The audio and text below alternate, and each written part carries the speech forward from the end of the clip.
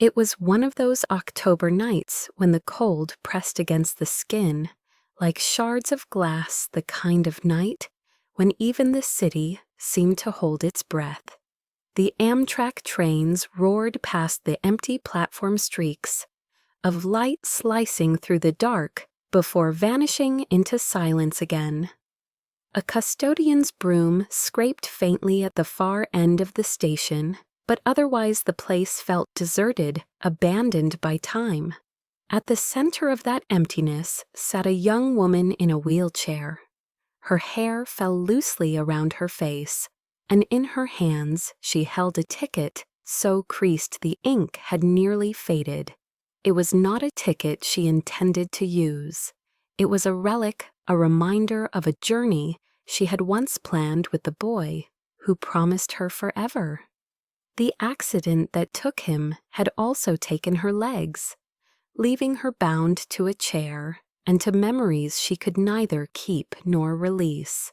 Each week she returned to this place, not to travel, but to grieve, to punish herself, with the sound of trains rushing past as if mocking her stillness. For her the station was not a gateway, but a mausoleum, a place where time had stopped 2 years ago and never started again. Across the city, another soul wrestled with his own ghosts. A billionaire by blood and title, he lived in a penthouse made of steel and glass, a fortress that only magnified his emptiness. Once he thought he had everything: wealth, status, and a wife whose beauty made headlines.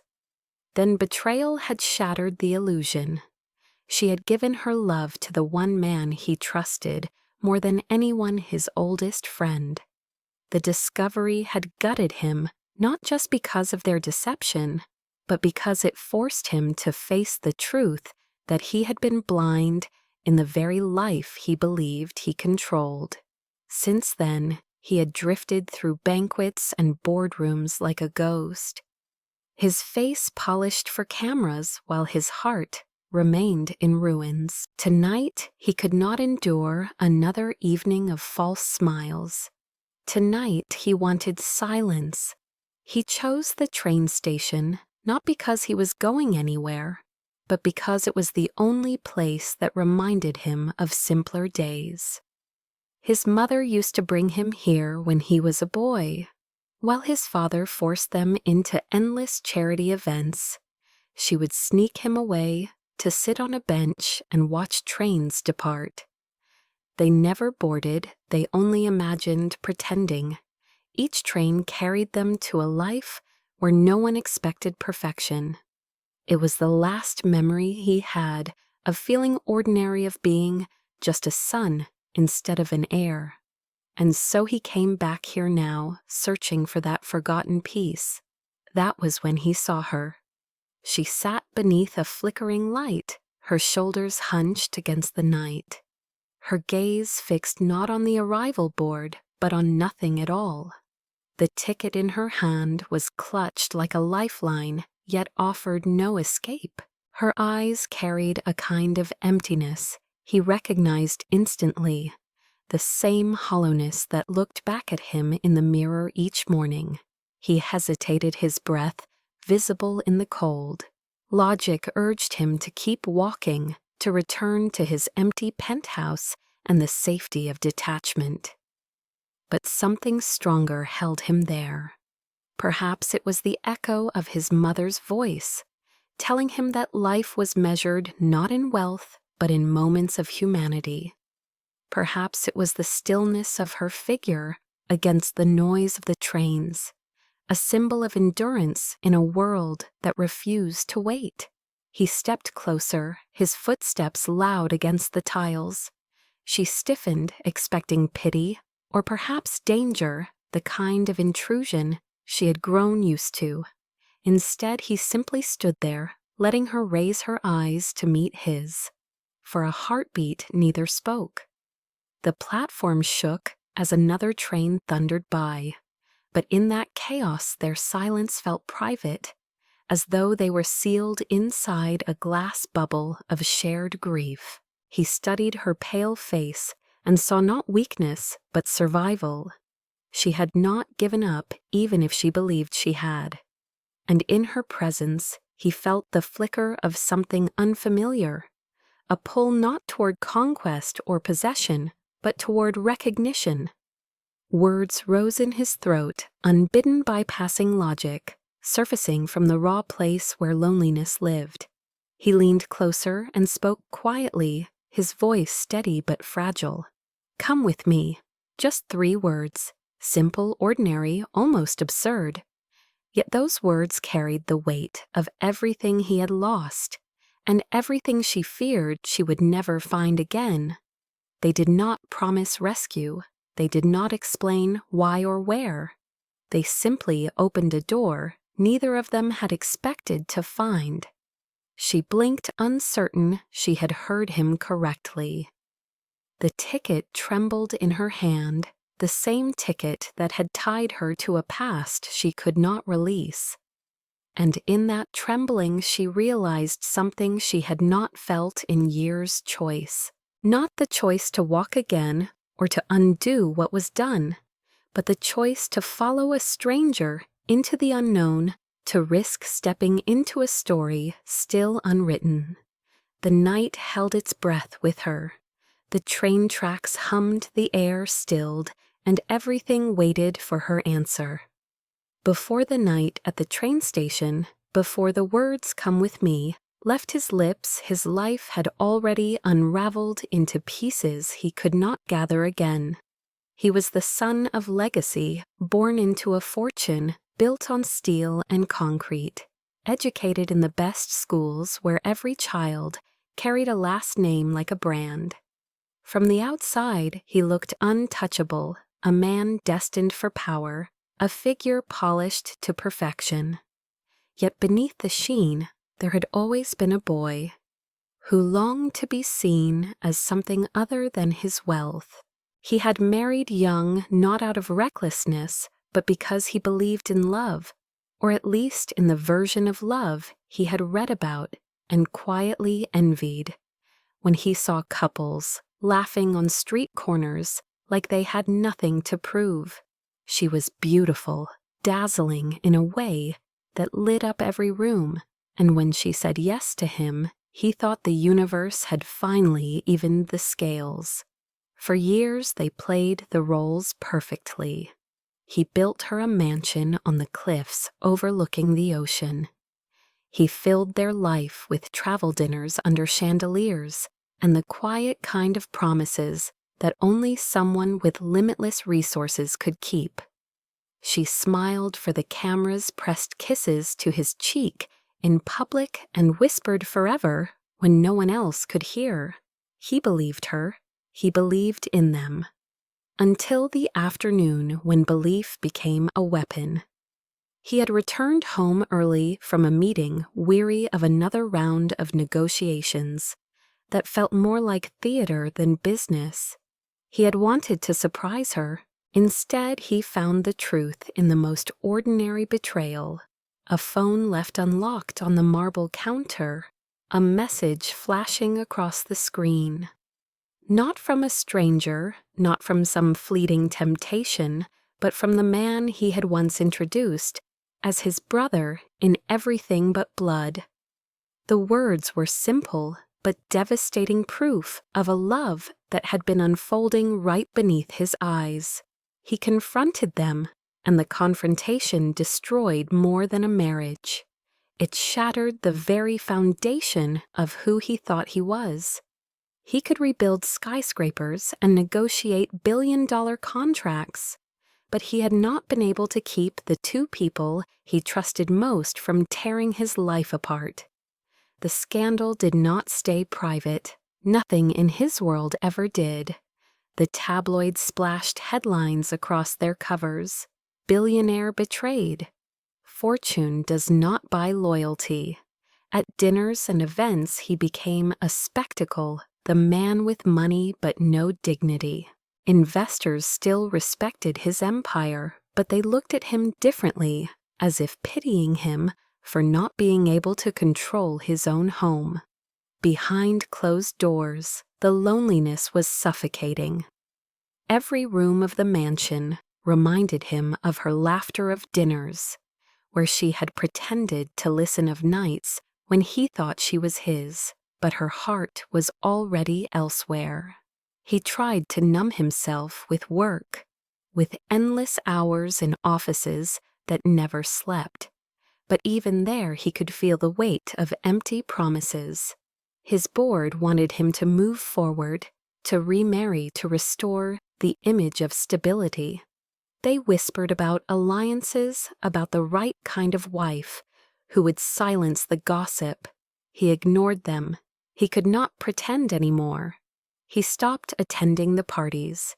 He stopped answering calls that were not about business. He existed, but he did not live. Then came the nights when he could not breathe inside his own home. He would look out across the city lights from the balcony and feel as though he was imprisoned in a glass cage. He thought about his mother, then the only person who had ever looked past the fortune and seen her son. She had hated those grand banquets, hated the performance required of her as the wife of a tycoon. On weekends, she would slip away with him, hand in hand, to the train station. They would sit on cold benches and watch departures roll by each destination, a dream they shared silently. New Orleans, Chicago, Boston. They never boarded, but the fantasy mattered. For a few hours, he was not the heir. He was a child with a mother who loved him enough to imagine another life. That memory returned to him after the betrayal, when the silence of his mansion was unbearable. He realized the train station was the only place left where he could be no one, where he could disappear into the crowd where the weight of his last name did not matter. The first time he went back, he sat in the shadows unnoticed, listening to the rumble of trains and the chatter of strangers. It was strangely comforting, the anonymity.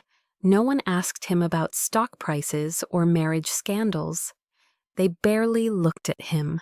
For the first time in years, he felt invisible, and he clung to that invisibility as if it could heal him. Night after night, he returned. Sometimes he bought a ticket and rode for hours without caring where the train stopped. Other nights he simply sat and watched, letting the departures and arrivals fill the silence he carried.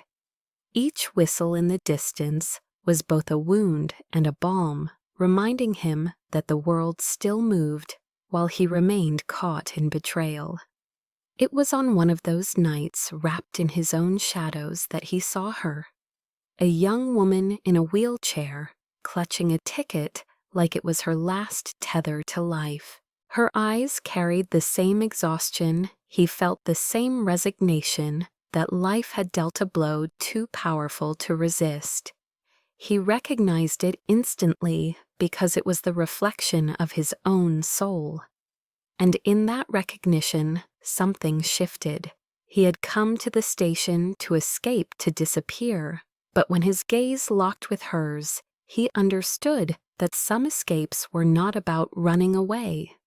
They were about finding someone who knew the same darkness. That was the past he carried into that moment. A billionaire by birth, a man hollowed by betrayal, a son who remembered his mother's whispers at the train station, and a soul desperate not for wealth or status, but for one chance to be human again. That was the man who stepped forward, who opened his mouth, and who dared to say the words that would change everything. She had not always been the girl in the wheelchair, sitting beneath the flickering lights of the train station, clutching a useless ticket as if it were the only anchor she had left. Once she had been a student with big dreams, a young woman in love with architecture and the idea of shaping spaces that could hold lives together. Her professors admired her sketches. Her friends teased her about the way she could get lost in blueprints for hours, and her family believed she was destined for more than the small town she had come from. She believed it too, especially because she was not alone in her dreams. There was a boy, the kind of first love that feels unshakable, a steady presence by her side since high school. He had been the one who encouraged her to apply to schools beyond her comfort zone, the one who sat with her in libraries late into the night, while she studied, the one who whispered promises of a life they would build together once classes and exams were behind them. They were young, but they were determined, and in their determination they had found certainty. They made plans the way young lovers always do, with the unshakable belief that forever belonged to them. And then came the trip that changed everything. He had bought the tickets, insisting they take a short journey by train to celebrate her acceptance into the architecture program. It was meant to be nothing more than a simple escape, a way to mark the beginning of her future. She remembered the weight of his hand in hers, the laughter they shared as the train pulled out of the station, the way the world seemed wide open before them. What she did not remember was the crash itself. Her memory stopped at the sound of screeching metal and glass shattering around them. When she woke in the hospital days later, her legs were gone to her, silent and unmoving. Worse than that was the absence of his voice. He had not survived. The doctors spoke in careful tones, words like spinal injury and rehabilitation, but she barely heard them. The only phrase that stayed with her was, "He did not make it."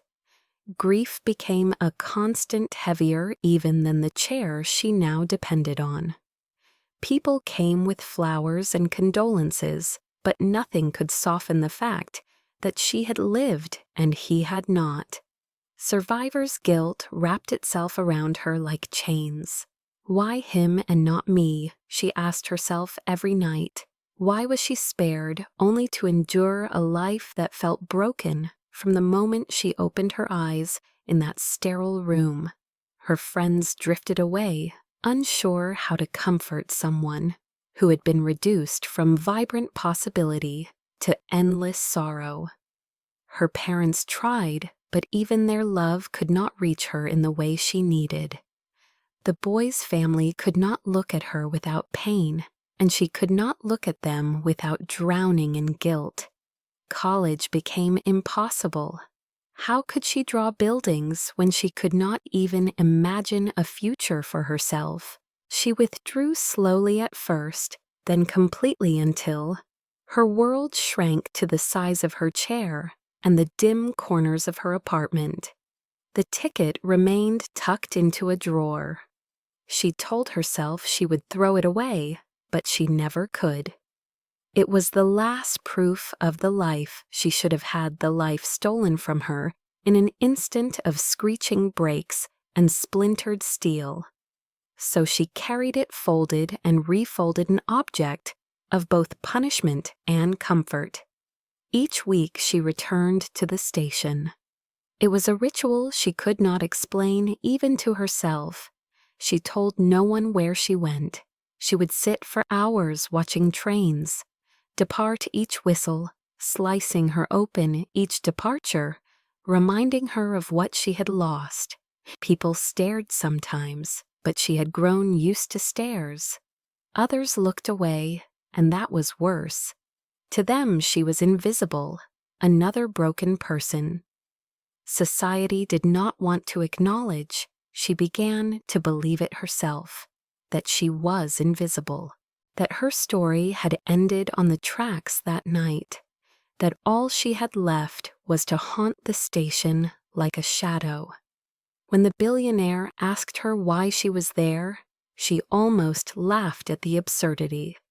Why else would she be here? Because the station was the only place where her grief still felt real, where her loss had weight. At home, people told her to move on, to be grateful she was alive, to look for opportunities for growth. They meant well, but their words were daggers. Here at the station, no one demanded she be better. Here she could simply sit in the company of trains and remember. She answered him eventually, her voice flat but steady. To remember, she said. To remind myself that there was a train once that carried my life away and never returned. She thought that would silence him, thought he would offer pity, and then leave like everyone else. But he did not look away.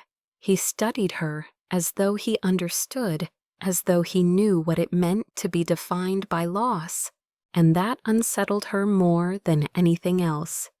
Because for the first time in years she felt seen, the words hung between them like a fragile bridge suspended over a chasm. Come with me. She almost laughed at the absurdity of it.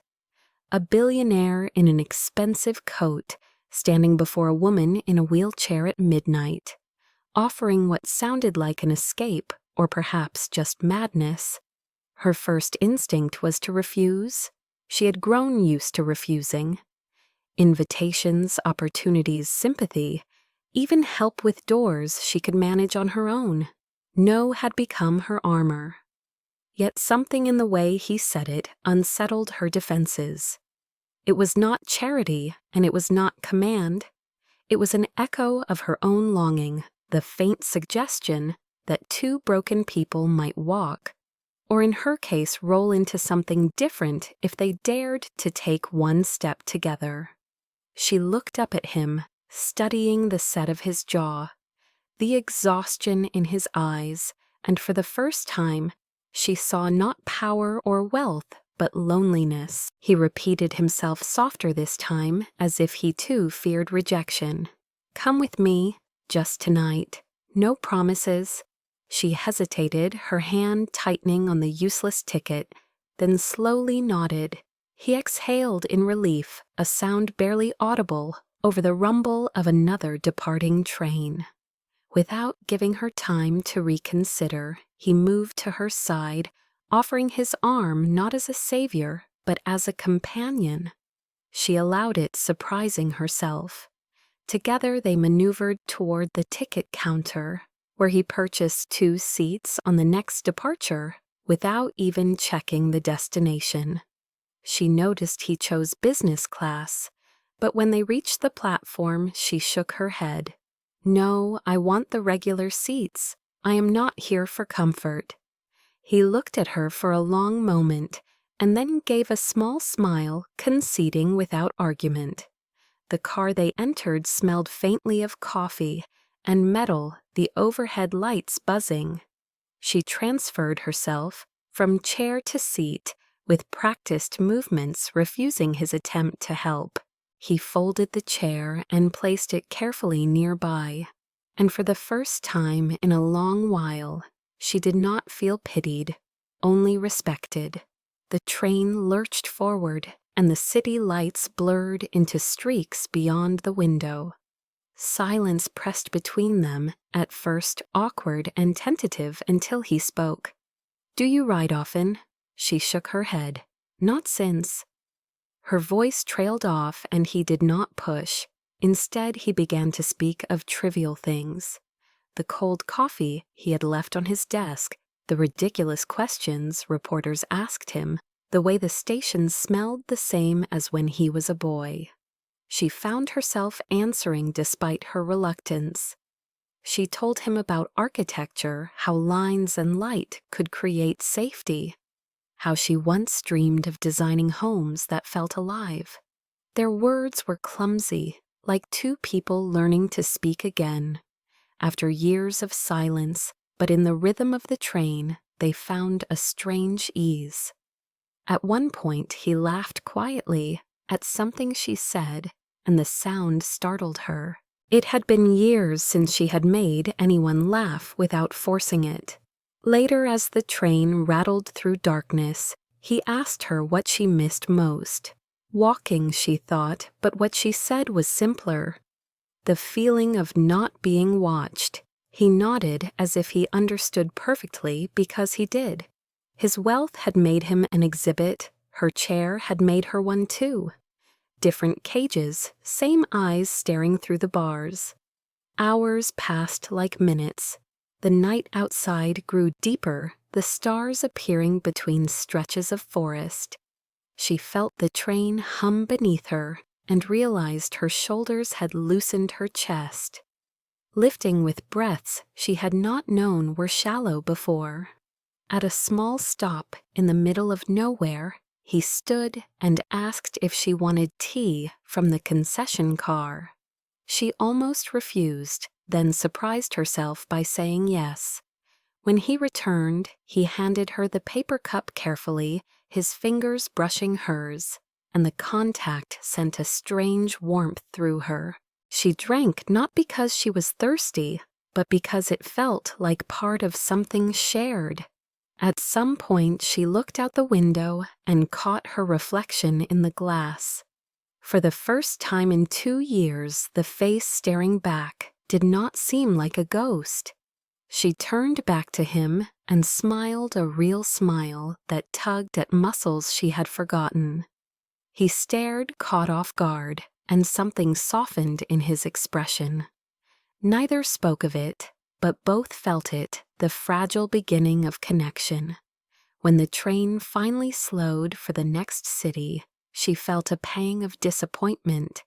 The journey had been short, yet it had stretched longer inside her, expanding into a place she had thought dead. As they disembarked, he unfolded her chair and she transferred back into it, her hands steady. He did not look at her as a burden, and that was a gift she did not know she had needed. Outside on the platform, the night was quieter, the air damp with mist. She glanced at him and said simply, "Thank you."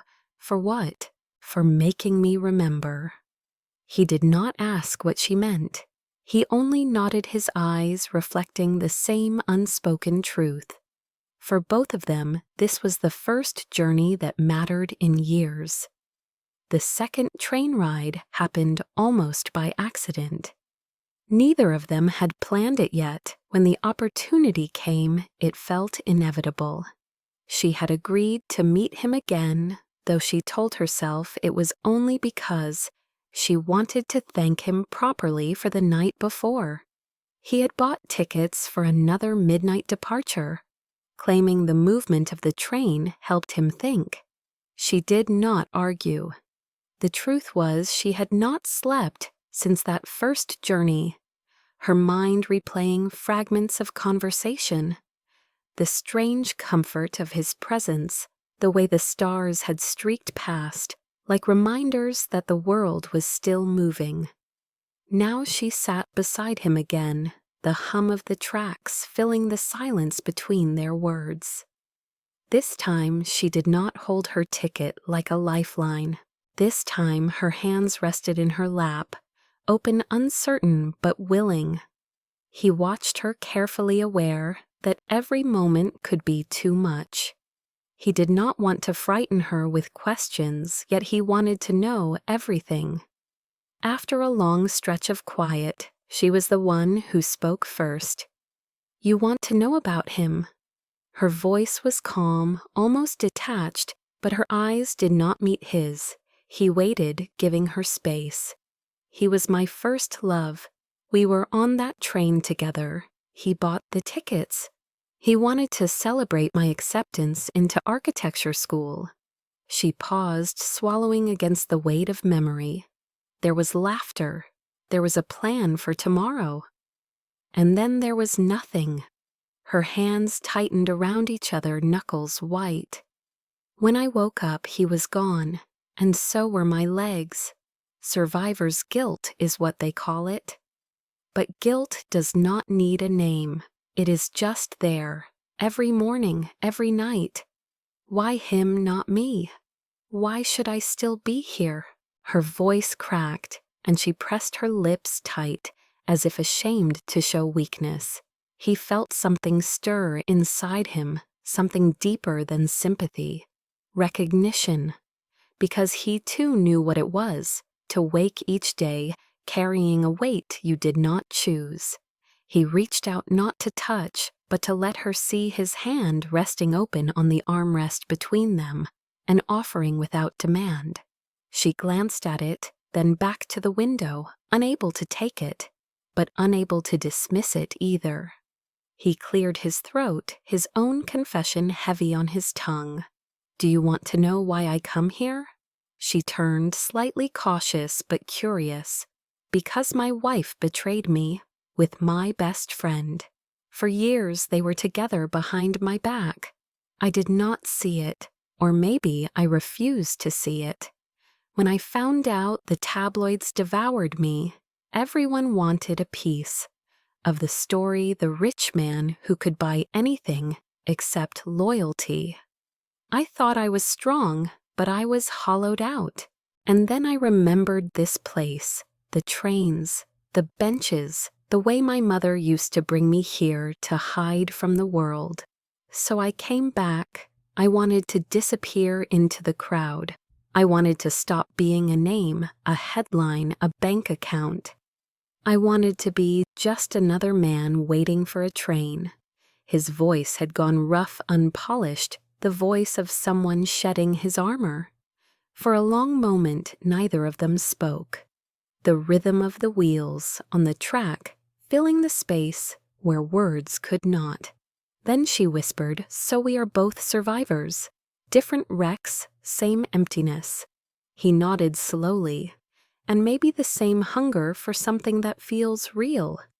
She looked at him sharply, as though searching for hidden motives, but his eyes held no pity, no calculation, only honesty.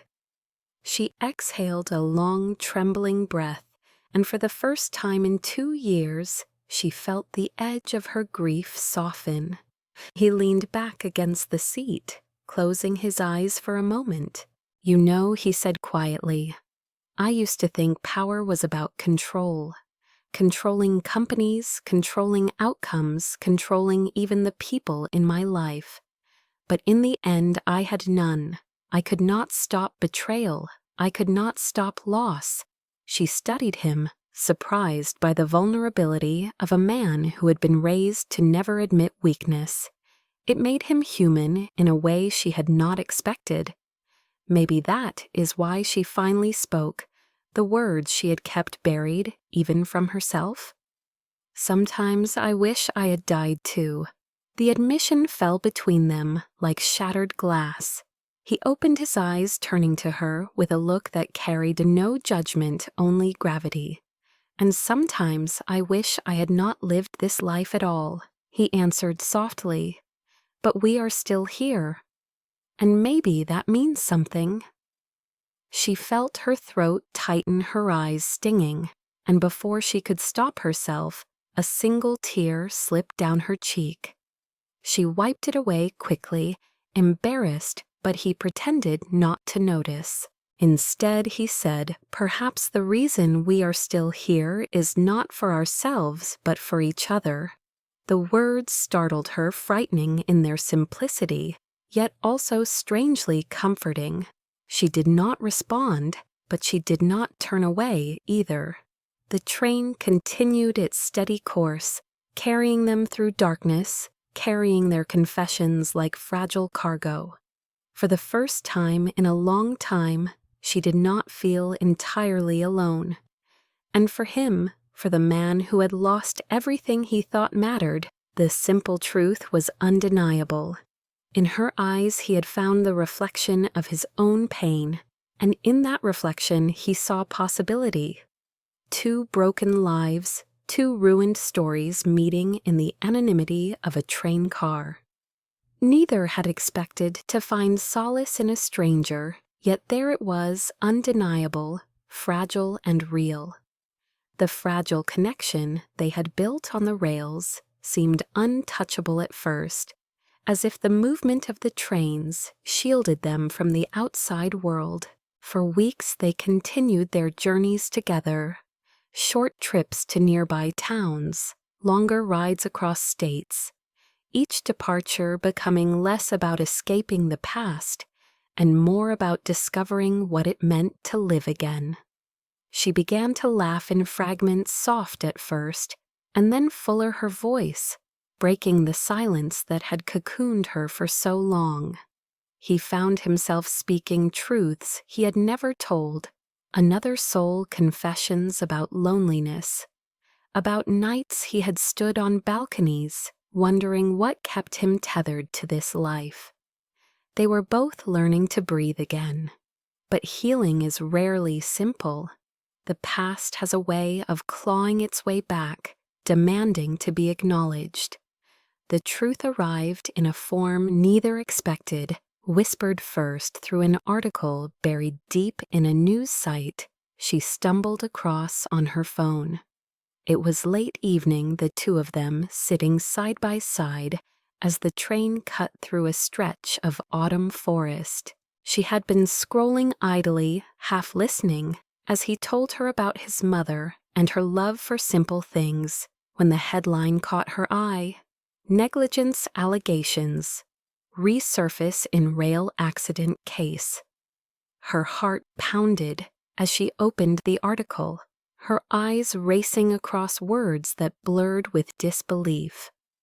The company responsible for the faulty maintenance that caused the derailment 2 years earlier, the crash that killed her first love and took her ability to walk, was none other than Brennan Industries, the empire his family had built and the empire he now led.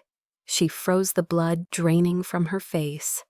The letters danced on the screen, cruel and undeniable. Her breath quickened, her chest tightening until she could barely inhale.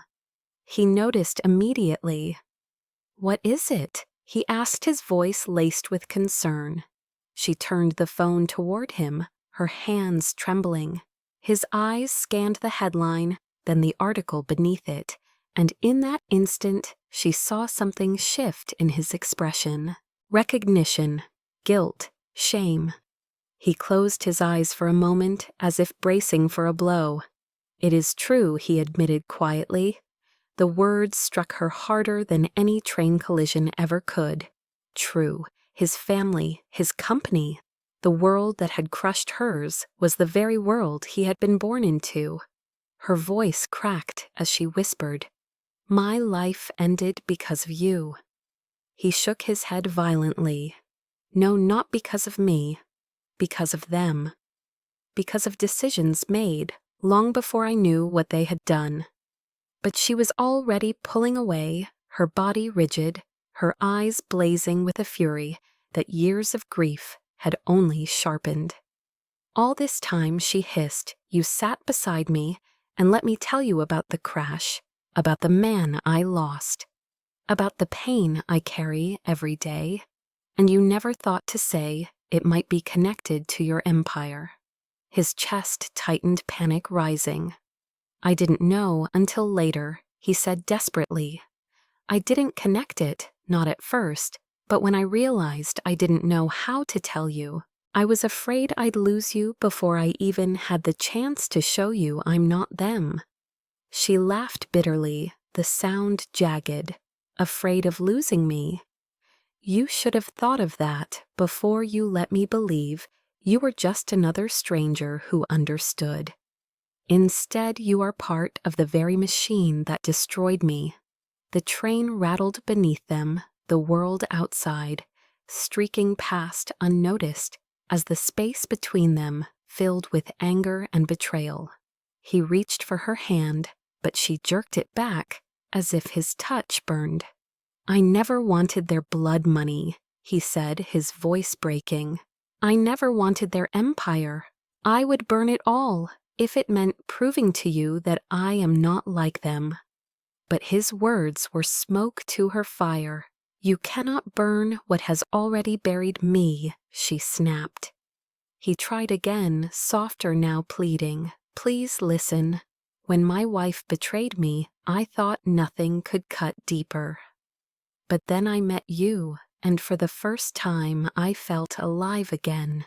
And now I realize the same name that has given me everything is the name that took everything from you. I cannot undo it, but I can fight it. I can make them answer for what they did." She stared at him, her chest heaving, her heart warring with itself. A part of her wanted to believe him, to cling to the man who had brought color back into her grayscale world. But the wound was too raw, the betrayal too deep. She turned away, her voice trembling. I can't look at you and not see the wreckage. Every time I hear your name, every time I think of who you are, I see his face.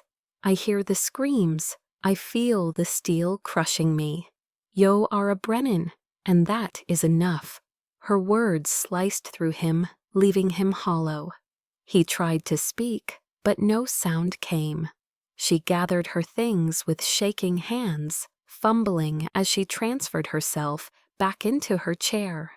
He rose to help, but she shot him a look that stopped him cold. "Do not," she warned, her voice like ice. "Do not touch me." The train slowed into a station, and she wheeled herself out without another glance.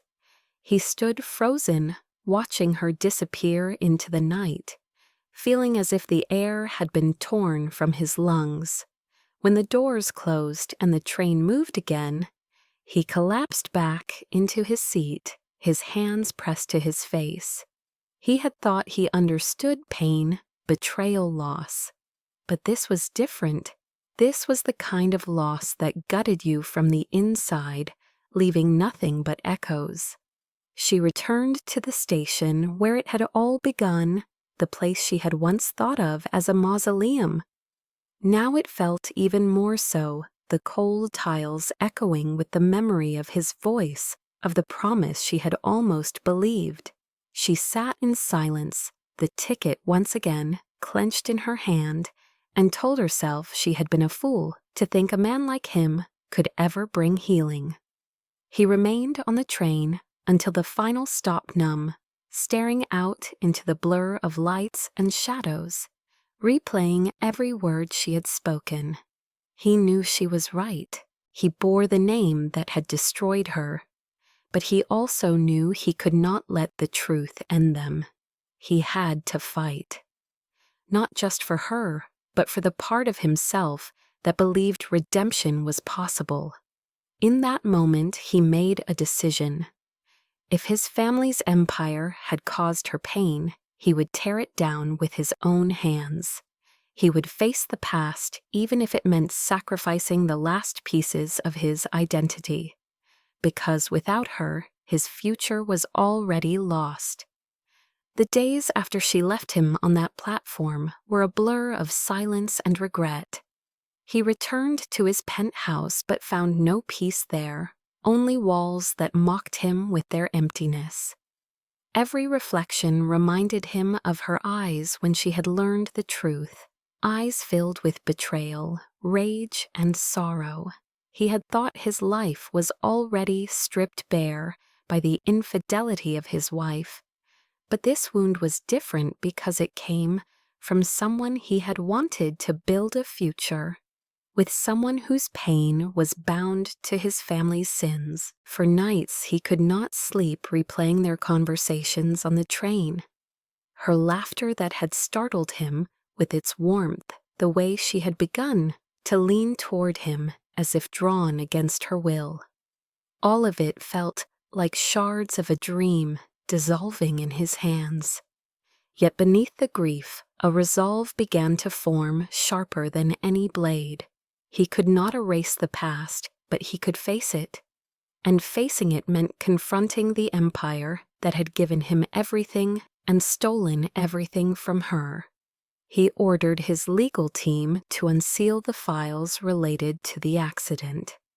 They resisted at first, warning him that it would damage the company's reputation, undermine investor confidence, perhaps even cost him his position. He listened in silence, then told them plainly that he did not care. For once, profit and image meant nothing. What mattered was the truth. He began digging into the records himself, late nights spent in his office, surrounded by boxes of documents. He traced maintenance reports, engineer warnings, safety audits that had been ignored. The deeper he went, the more the stench of corruption filled his lungs. Corners had been cut to save money repairs, delayed inspections falsified. The crash that had stolen her love and her legs had not been an accident at all. It had been a crime of negligence hidden beneath polished reports and corporate smiles. Each discovery fueled his determination. He would not only expose it, he would dismantle it. But he knew he could not do it alone. He reached out to a law firm known for taking on impossible cases, the kind willing to stand against giants. At first, they were skeptical, unsure why a Brennan would want to destroy his own empire. But when they saw the evidence he laid before them, and when they heard the raw conviction in his voice, they agreed. Together they planned to reopen the case, to drag into the light what had been buried in shadows. Meanwhile, she remained distant, unwilling to answer his calls or respond to his messages. She retreated deeper into herself, telling herself she had been foolish to believe in him. Yet even as she tried to close the door, memories intruded. The sound of his laugh on the train, the way he had listened without pity, the warmth of his presence beside her in the silence. She hated herself for missing him, hated that her heart would not align with her fury. It was Mrs. Kowalski, the elderly neighbor, who had once taken care of his daughter, who found her one afternoon at the station and sat down beside her. The old woman had a way of cutting through walls with simple kindness. She told her she had seen what the billionaire was doing, how he had thrown himself into fighting his family's corruption. "He is risking everything," the woman said softly. "And not for money, not for image, but for you." The girl in the wheelchair shook her head, unwilling to believe, but the seed of doubt was planted. Could it be true that he was trying to make amends, not with words but with action? Days later, she received a message not from him, but from a young lawyer, asking if she would be willing to meet. Reluctantly, she agreed, and at that meeting, she learned what he had set in motion. They showed her documents, reports with signatures of executives' evidence that the negligence had been systematic. And then they told her the truth. It was his idea, his fight, his sacrifice. He was dismantling his own inheritance to seek justice for strangers, but most of all for her. Something cracked open inside her, then not forgiveness yet, but a fissure where hope could seep through. Against her better judgment, she agreed to join the investigation. She began traveling with him again, this time not as companions chasing healing, but as allies seeking justice.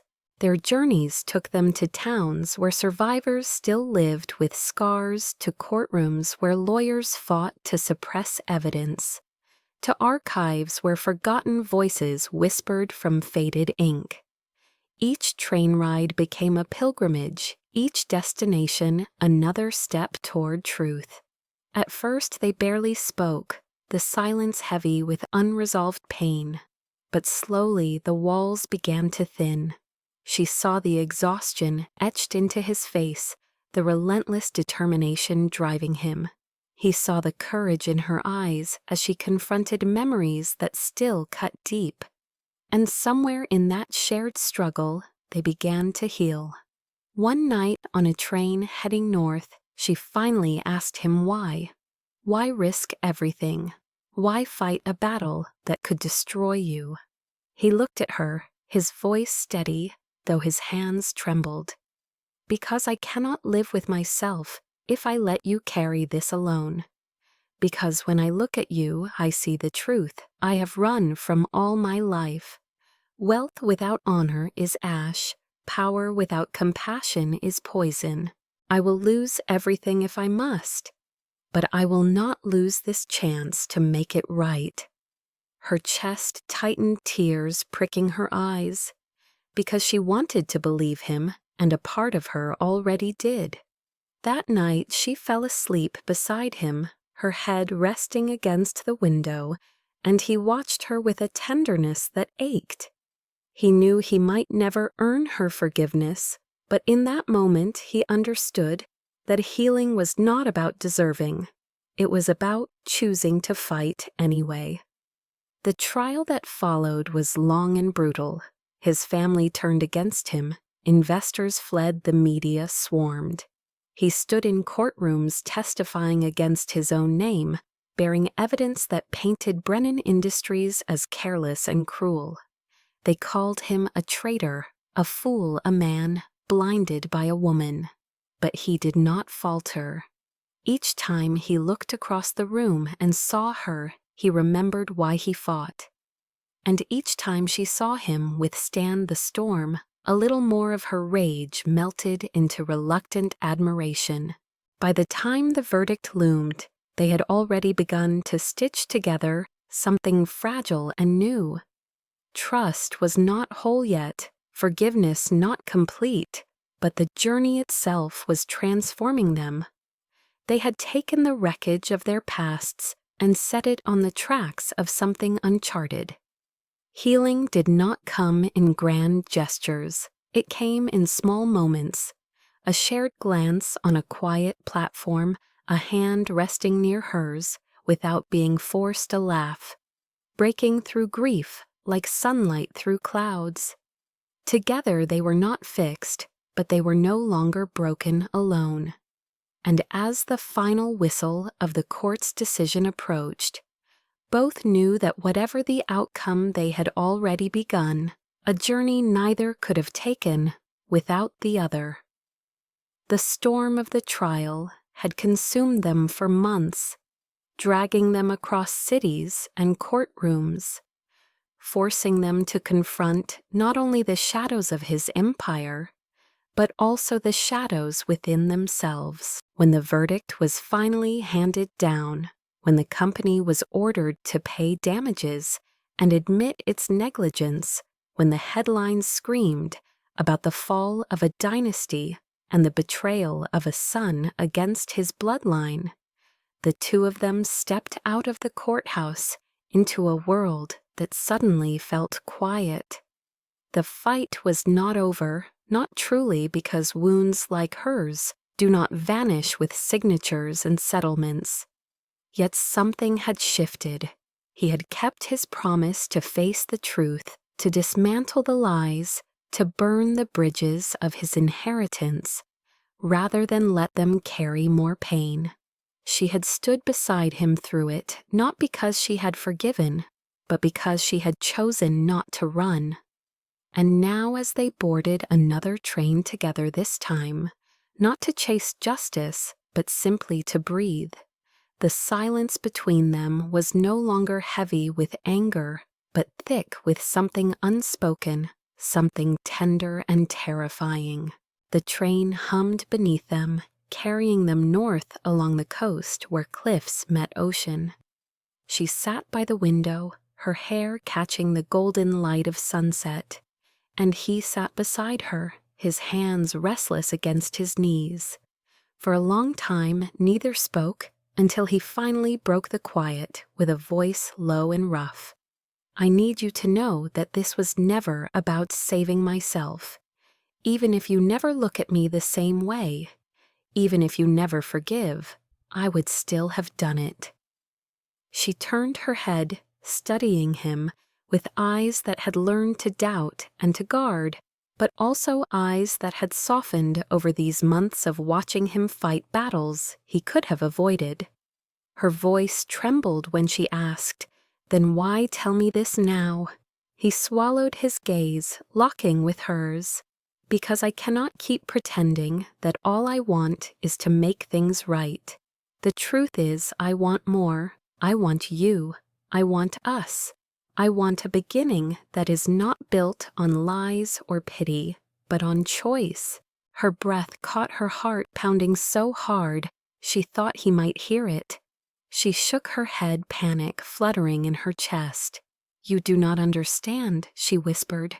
"You do not know what it means to be with someone like me. I cannot walk.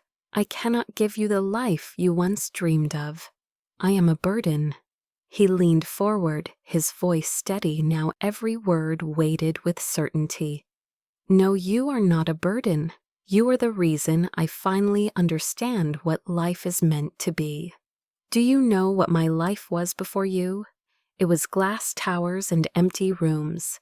It was a wife who smiled for cameras but never for me. It was betrayal wrapped in silk. I had everything and it meant nothing. Then I met you, and suddenly the world had color again. You think you are broken, but you are the strongest person I have ever known. You think you cannot give me the life I dreamed of. But the truth is, you have already given me more than I ever thought I deserved." She stared at him, her throat tight, her eyes burning. No one had ever spoken to her like that. Not since the accident, not since the boys she had lost. People spoke of her with pity or avoidance, as if she was fragile glass. But he spoke of her as though she was steel. Still she hesitated, fear anchoring her. "And what about children?" she asked, her voice barely audible. "What about the future you deserve?" He reached for her hand, then slow enough that she could pull away, but steady enough to show he would not retreat. When his fingers touched hers, when his warmth wrapped around her trembling skin, he said simply, "The future I deserve is the one I choose, and I choose you." Her resolve shattered under the weight of those words. Tears spilled over her cheeks before she could stop them, tears of fear and longing, and something else she was not ready to name. He lifted his other hand, brushing them away gently, his thumb lingering at the corner of her eye. For a moment they just looked at each other, the rhythm of the train carrying them forward, as though it too understood the inevitability of this moment. Then, as the sun dipped low and stars began to scatter across the sky outside the window, he leaned in. She did not pull back.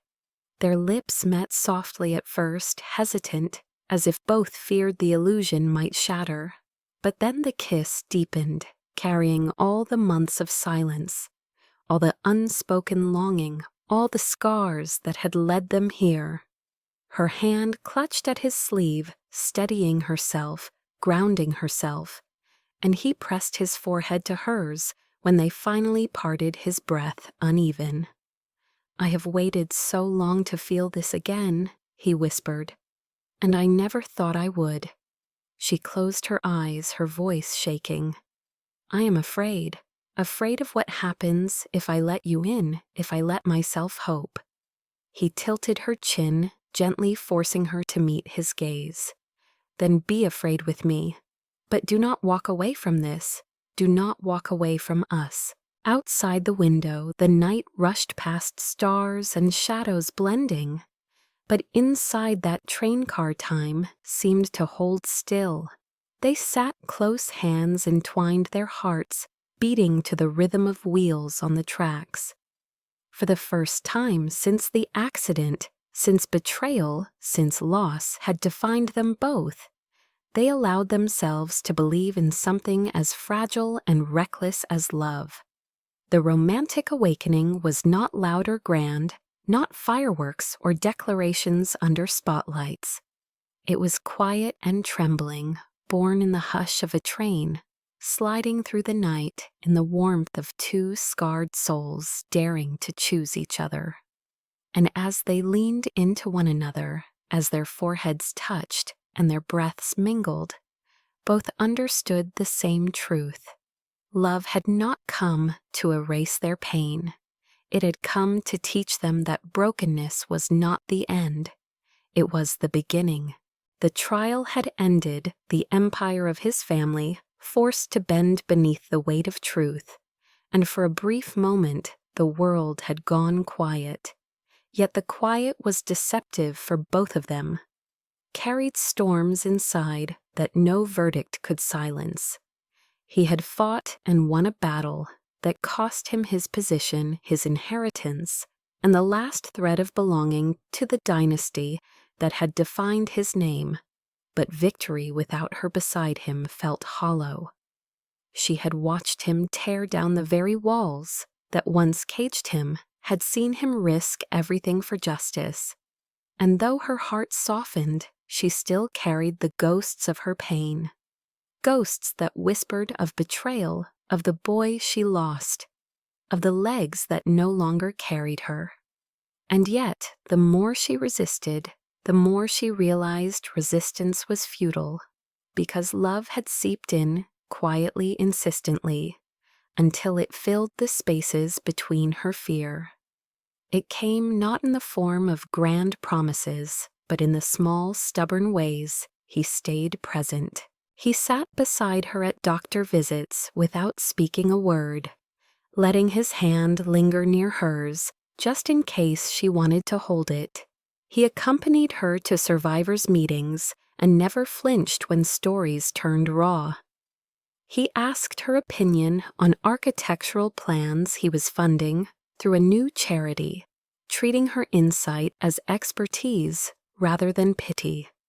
And every time she doubted herself, every time she whispered that she was too much to carry, he answered with the same quiet certainty. You are not too much. You are everything. One evening, weeks after the verdict, they found themselves back at the station where it had all begun. The night was cold, the lights flickering as trains came and went. Passengers hurrying past with suitcases and stories of their own. She sat in her chair, the ticket she had once clung to, now folded neatly in her lap, no longer a relic of grief, but a symbol of survival. He stood beside her, his coat collar turned up against the wind, his eyes fixed on her as though the rest of the world had vanished. For a long time, neither spoke. Then he crouched down, so he was eye level with her, his gaze steady, his voice soft but unwavering. Come with me, not just tonight, not just for another journey to another city. Come with me through all of it, through the broken days, and the beautiful ones through the fear and the laughter. Come with me into a future we will have to build piece by piece, imperfect but ours. She stared at him, her heart hammering the words. Tearing through the walls she had spent years constructing. She wanted to say yes desperately, but the old fears clung stubbornly. What if I hold you back? She whispered. What if I cannot give you the life you deserve? He reached for her hand, holding it gently but firmly. You are not holding me back. You are the reason I am moving forward. The life I deserve is the one I choose, and I choose you. Always. Tears filled her eyes, spilling down her cheeks unchecked, and he let them fall, brushing one away, with his thumb as if it were a treasure. She closed her eyes, inhaled shakily, and for the first time allowed herself to believe. When she opened them again, she whispered back, Yes, yes, I will come with you. His smile then was unlike any she had ever seen, raw and unguarded, the smile of a man who had lost everything, only to discover that love was the only wealth that mattered. He leaned forward, pressing his forehead to hers, and in that moment the noise of the station fell away. Around them trains came and went, whistles echoing into the night, but for them time held still. In the weeks that followed, they began the slow work of weaving a life together. He moved out of the glass penthouse that had been a cage and into a smaller home where every detail was chosen with her needs in mind ramps instead of stairs counters, at a height that made her independent wide hallways that allowed her to glide without hesitation.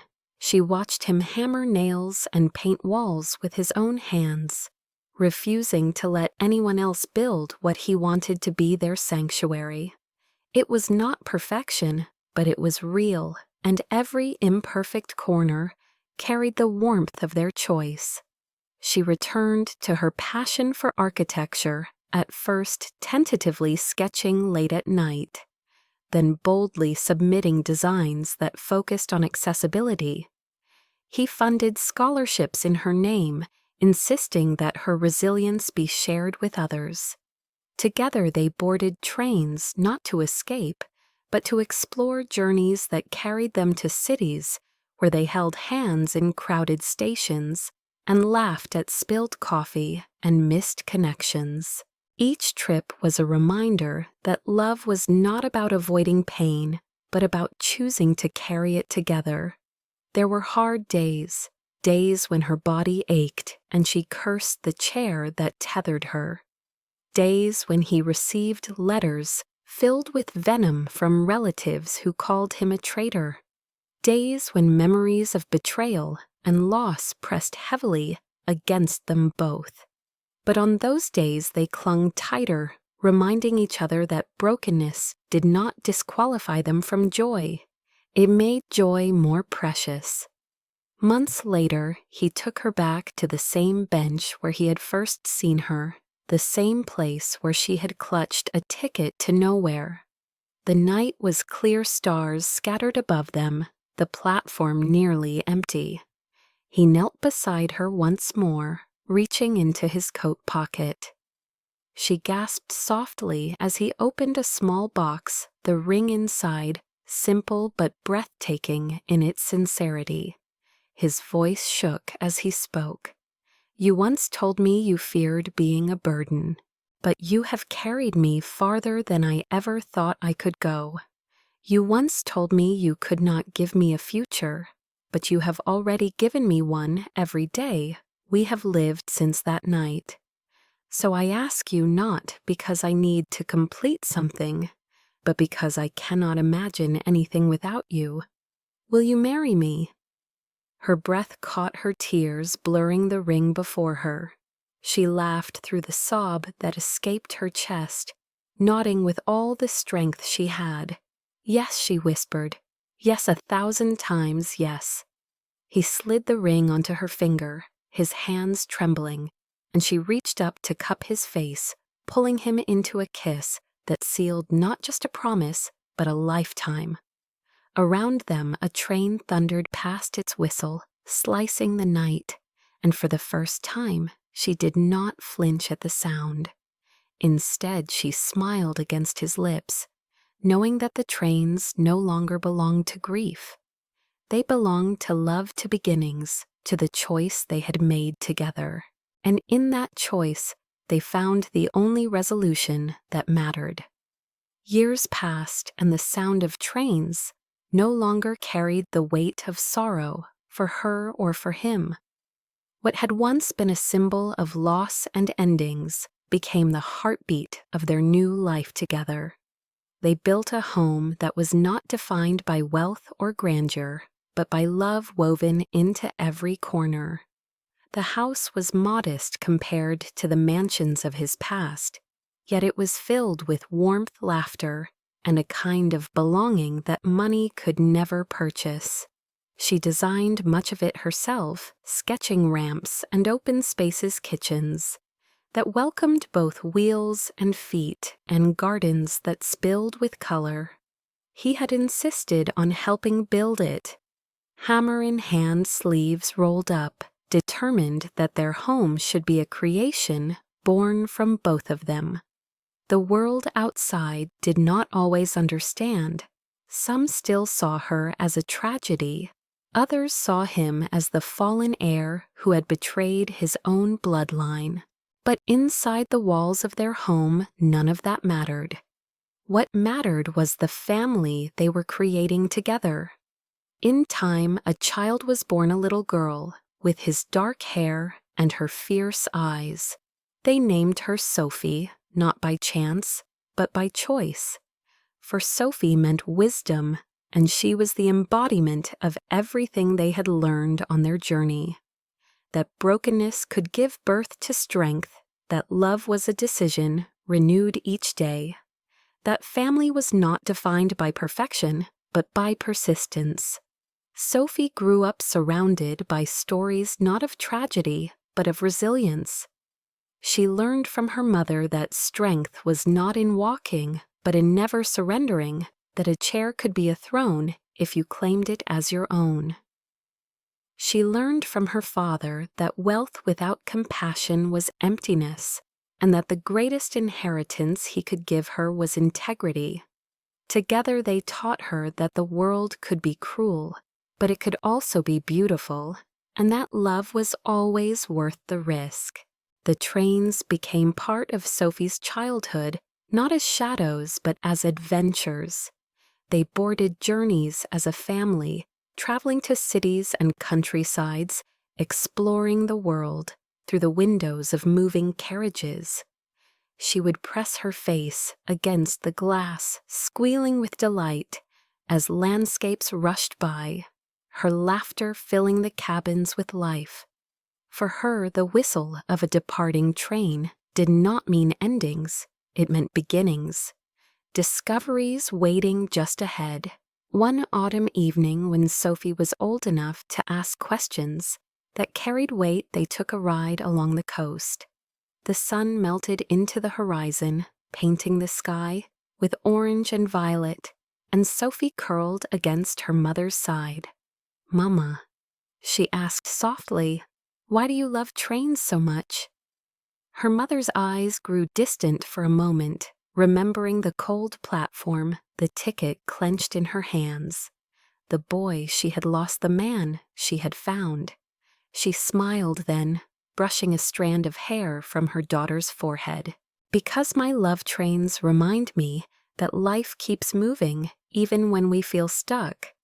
They remind me that there is always another journey, another chance.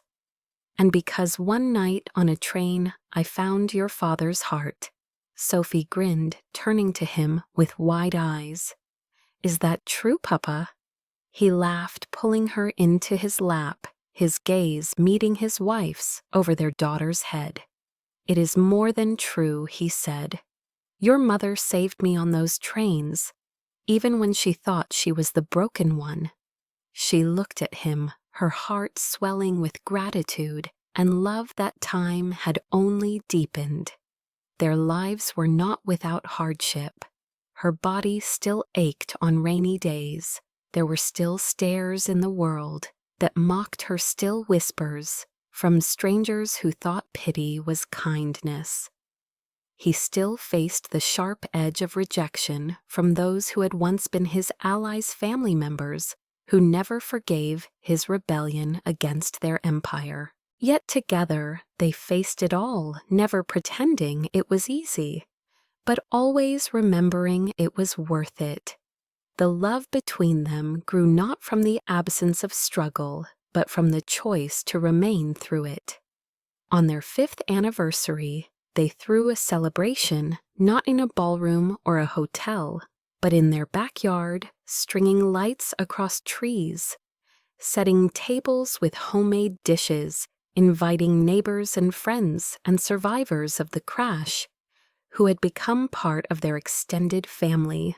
Sophie, now old enough to stand before the gathered crowd, recited a speech she had written in her careful child's handwriting. "My mom and dad taught me that love is not about being perfect," she declared proudly. "Love is about staying when things are hard. Love is about choosing each other every day." The guests wiped tears, and he pulled his daughter into his arms, whispering that she was wise beyond her years. Later, when the crowd had thinned and the lights flickered softly in the dark, he took her hand and they sat together, watching Sophie dance barefoot in the grass. "Do you ever wonder," he asked quietly, "what would have happened if I had not stopped that night?" She turned to him, her eyes glistening. "Sometimes," she admitted, "but then I remember that I do not need to wonder, because we did stop, because you did see me, and because of that moment we are here." He pressed a kiss to her temple, whispering, "I would stop 1,000 times over if it always led me back to you." As the years unfolded, their lives intertwined more deeply with the community.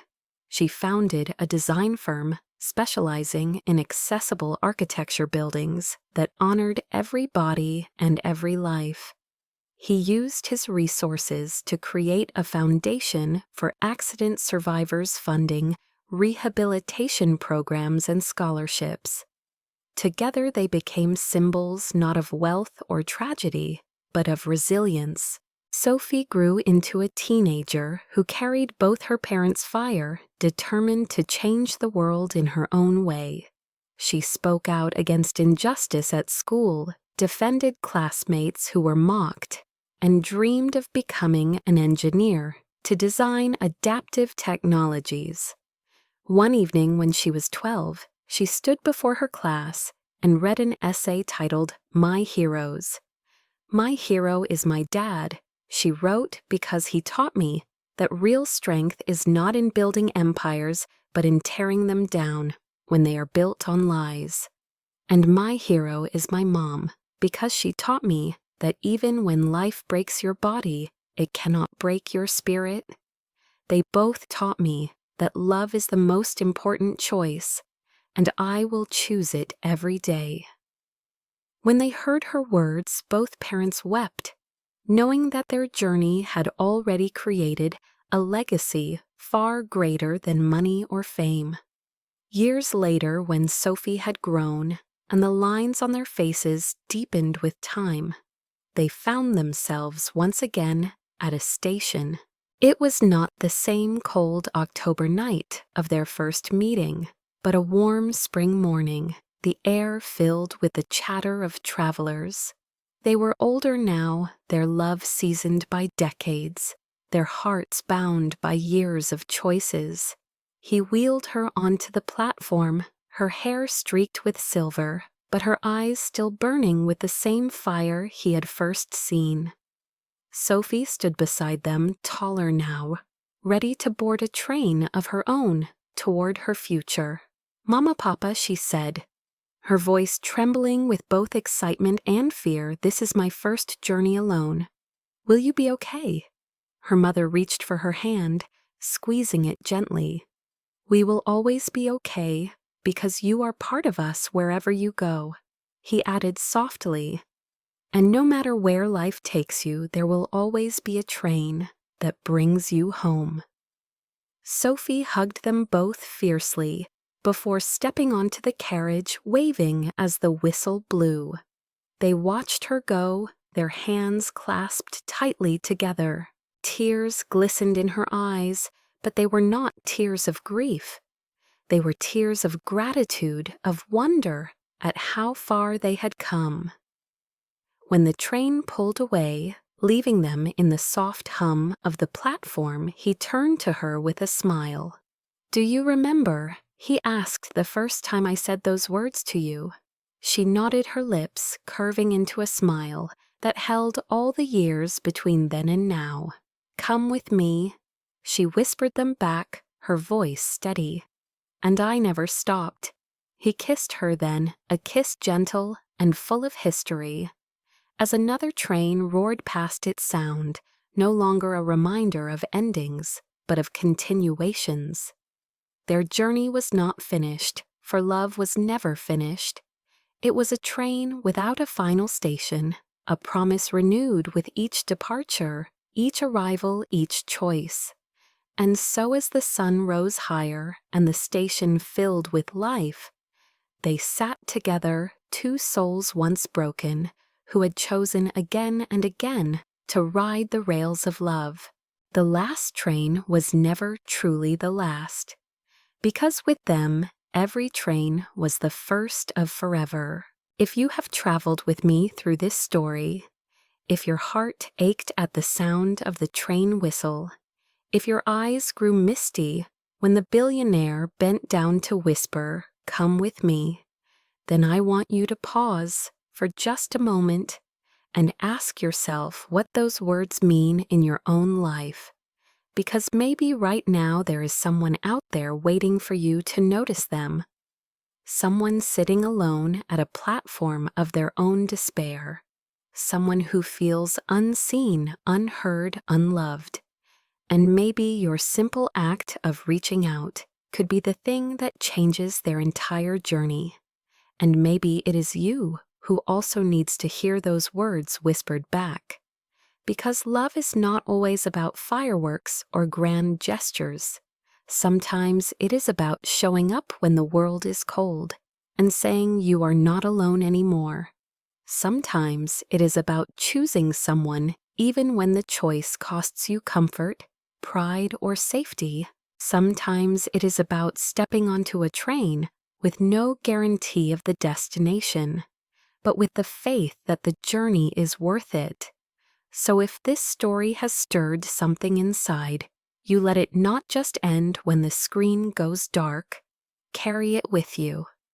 Share it with someone who needs hope, because we never know when our words, our kindness, or our courage might become the turning point in another person's life. And if you believe like I do, that stories have power to heal, to remind us that broken does not mean finished, and lonely does not mean unloved, then tell me where in the world you are listening from. Leave a comment about the moment in this journey that touched you most. Give it a rating from 0 to 10, and let me know if you believe love can truly be a choice stronger than fate. And above all, share this with someone who might need to remember that angels sometimes come in the form of strangers at train stations, that hope sometimes wears the disguise of a simple invitation, that family is not always born but often discovered, and that the words "come with me" are not just an invitation to travel, but a promise that you never have, to walk or roll or stumble through this world alone again. Because if this story has proven anything, it is that even the darkest nights can lead to the brightest mornings, and even the most broken souls can build the most unbreakable love. So do not let this be just another video you watch and forget. Let it be a seed planted in your heart. And as you go back into your own life, remember that every train you see, every platform you pass, every stranger you notice could be the beginning of a story that changes everything, not just for them, but for you. Because love is always a journey, and the bravest thing we can ever do is whisper those 3 words, "Come with me."